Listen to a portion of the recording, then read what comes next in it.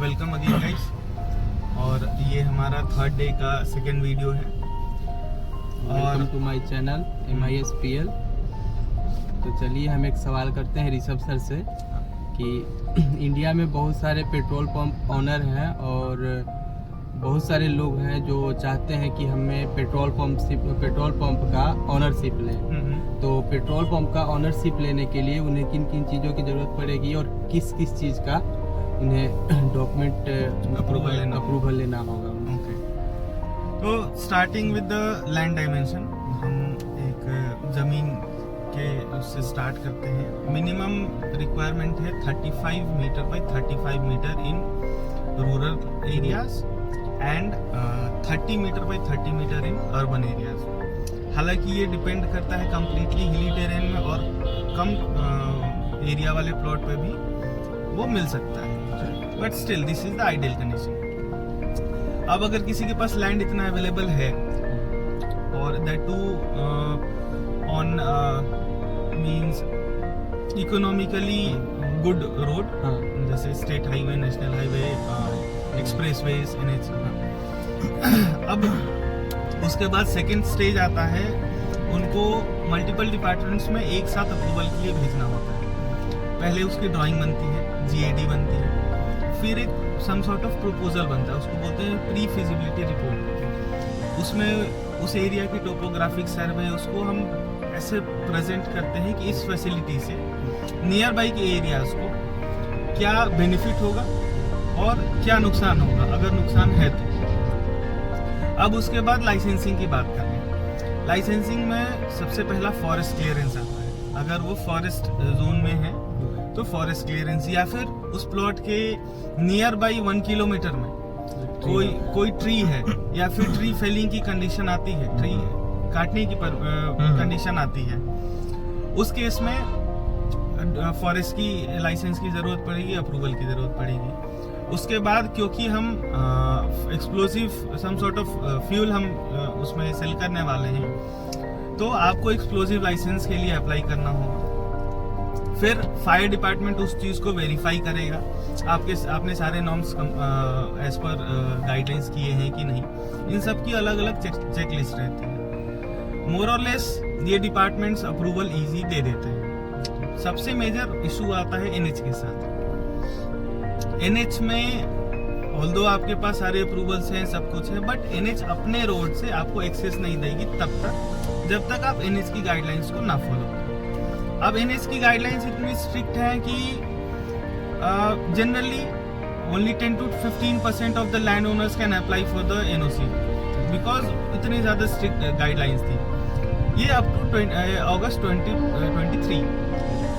इसी की वजह से 2023 में ये सर्कुलर आया, जिसकी मैं बात पहले वीडियो में कर चुका हूँ, कि जिसके बाद मॉडिफिकेशंस हुए, आपको रिलैक्सेशन मिलेगा, on what ground, on submission of audit report, ये सब चीजें हुई। अभी बहुत एग्रेसिवली जितने भी पेंडिंग केसेस थे उसको, जैसे मैं अपने क्लाइंट की बात करूँ, रिलायंस के approx 200 petrol pumps Bihar and Jharkhand में 200 पेट्रोल पंप्स इनके अवेटेड हैं for the want of approval of NHAI। अब इन 200 पेट्रोल पंप में से अगर हम लोग 80% को भी अप्रूवल ग्रांट करते हैं रिलैक्सेशन के तौर पे, सारे अप्रूवल्स, सारे नॉर्म्स को फॉलो करते हुए, अगर कोई नहीं कर रहा है तो उसमें मॉडिफिकेशन करके, अब अगर हम इनको सेफ प्रूफ कर देते हैं, फिर इनको NOC अकॉर्ड हो जाएगा और इनको प्रोविजनल NOC मिल जाएगा। प्रोविजनल NOC मिलने के बाद उनको ये वर्क ऑर्डर मिलेगा कि आप इसमें कंस्ट्रक्शन कर सकते हैं। कंस्ट्रक्शन करने के टाइम पे कुछ एज सच लेबर लॉ और ये सब लगता है, उसके लाइसेंसिंग की जरूरत पड़ती है। कैनोपी स्ट्रक्चर खड़ा हो गया, सारी फैसिलिटीज बन गई, टॉयलेट बन गए, जो आपने ड्राइंग में इनिशियली सबमिट किया था, सारी चीजें बन गई। फिर से एक और स्टेप आता है NHAI का। अब तक तो था कि आपको सिर्फ एक्सेस चाहिए कंस्ट्रक्शन के लिए। जब आपने कंस्ट्रक्शन कंप्लीट कर लिया तो अब आपको एक्सेस चाहिए उसको कमर्शियली ऑपरेट करने के लिए। मतलब आप उस पोर्शन पे हेवी ट्रैफिक आपके यहाँ आएगी और एग्जिट करेगी। इसके लिए होता है फाइनल एनओसी। फाइनल एनओसी में भी एनएचएआई का सिंपल रूल है, आप सेफ्टी ऑडिट करा लो। सेफ्टी ऑडिट अगर कहता है कि हाँ आपके ऑपरेशन से मेरे रोड यूजर को कोई निगेटिव इम्पैक्ट नहीं है, then we are good to go with your NOC. अगर किसी भी तरीके से रूल्स को वायलेट करते हैं। अच्छा, सेफ्टी ऑडिट में नॉर्मली मतलब छोटा मोटा एक तरह से रूल बना दिया कि मतलब जहाँ पे जो साइट है, साइट से मतलब कितना मीटर क्या मतलब किस लोकेशन पे नॉर्मली होना चाहिए कि एनएचएआई में फिट बैठ सके। इसमें क्या है कि प्लॉट का लोकेशन ऐसा होना चाहिए कि दोनों एंड पे मिनिमम 1 किलोमीटर तक कोई टोल ना हो, कोई फ्लाईओवर का रैंप ना हो,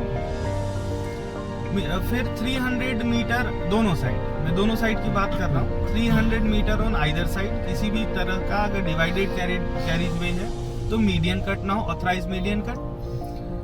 अगर अनडिवाइडेड कैरिज वे है तो फिर ठीक है। अगर फिर बात करते हैं किसी भी लोकल विलेज की कनेक्टिविटी, 300 मीटर दोनों साइड में किसी भी रोड का कनेक्टिविटी उस पर्टिकुलर रोड से नहीं होना चाहिए। अगर है तो फिर जो एक्सेलरेशन एंड डी एक्सेलरेशन लेन होता है उसको रिवाइज करके, ड्राइंग को रिवाइज करके, of course with the consent of road safety auditor and along with the report, वो रीडिजाइन करके एप्लीकेंट सबमिट कर सकते हैं। और हम सबमिशंस में, प्रपोजल बनाने में, प्री फिजिबिलिटी बनाने में, सारी चीज़ों में आपको हर एक स्टेप पे हम हेल्प करेंगे। अगर किसी पेट्रोल पंप ऑनर को इसके बारे में कांटेक्ट करना होगा तो किस तरह से करेंगे आप? हाँ,